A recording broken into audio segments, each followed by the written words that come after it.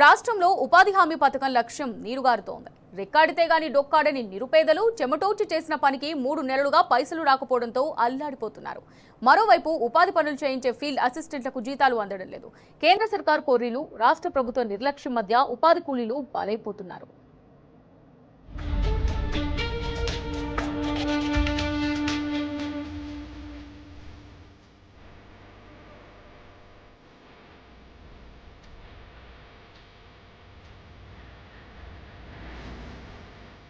రాష్ట్రంలో మహాత్మా గాంధీ జాతీయ గ్రామీణ ఉపాధి హామీ పథకం లక్ష్యం నీరుగారుతున్నది. చెమటోడ్చి పనిచేసిన కూలీలకు సకాలంలో కూలీ ఇవ్వకుండా కాలయాపన చేస్తున్నారు. ప్రభుత్వ బాధ్యత రాహిత్యంతో లక్షలాది మందికి 3 నెలలుగా కూలీ డబ్బులు నిలిచిపోయాయి. రెక్కాడితే గాని డొక్కాడని నిరుపేదలు చెమట చిందించి చేసిన పనికి పైసా రాకపోవడంతో అల్లాడిపోతున్నారు. 3 నెలలుగా కూలీ డబ్బులు అందక ఈ కేవైసీ కొర్రీళ్లతో కూలీలు పనులకు వెళ్లడమే మానేస్తున్న దుస్థితి దాపురించింది.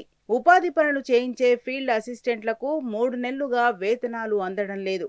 చట్టం ప్రకారం 15 రోజుల్లోగా కూలీ డబ్బులు జమవ్వకపోతే రోజువారీగా లెక్కలేసి పరిహారాన్ని అందించాలి.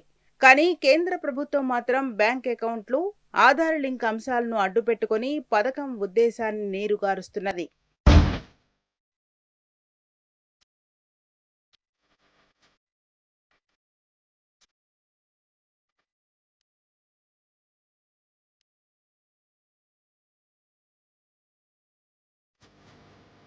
రాష్ట్రంలో 52.21 లక్షల జాబ్ కార్డులు ఉండగా మొత్తం 1.07 కోట్ల మంది కూలీలు ఉన్నారు. వీరిలో యాక్టివ్గా పనిచేసే కూలీలు 49.64 లక్షల మంది.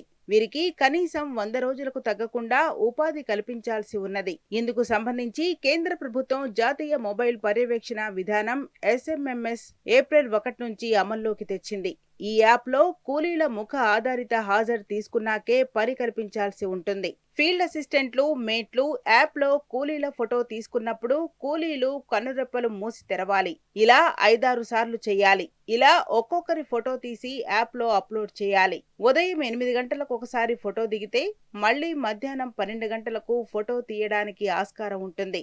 ఒక గ్రామంలో 100 మంది కూలీలు 4 నుంచి 5 ప్రాంతాల్లో పనిచేస్తున్నారనుకుంటే అన్ని ప్రాంతాలకు వెళ్లి ఫీల్డ్ అసిస్టెంట్ 2 సార్లు అథెంటికేషన్ ఫోటో తీయాల్సిందే. లేకపోతే పనిచేసిన డబ్బులు జమ కావు. ఈ ఫోటో క్యాప్చర్ ప్రక్రియను యాప్ సరిగ్గా గుర్తించకపోవడం, టెక్నికల్ సమస్యలు, సిగ్నల్స్ అందకపోవడంతో చాలా మంది కూలీలు పనులకు దూరమవుతున్నారు. 2023 జనవరి 1 నుంచి కేంద్ర ప్రభుత్వం ఆధార్ను తప్పనిసరి చేసింది. కానీ ప్రజలకు అవగాహన కల్పించడంలో విఫలమైంది. జాబ్ కార్డుకు ఆధార్ బ్యాంక్ అకౌంట్ను అనుసంధానించడం, పేర్లు, పుట్టిన తేదీల్లోని వివరాలు సరిపోకపోవడం వల్ల రాష్ట్రంలో సుమారు 5 లక్షల మంది ఆధార్ పేమెంట్ సిస్టంలో తమ పేర్లు నమోదు చేసుకోలేకపోయారు. దీంతో వీరంతా ఉపాధి పనులకు దూరమయ్యారు.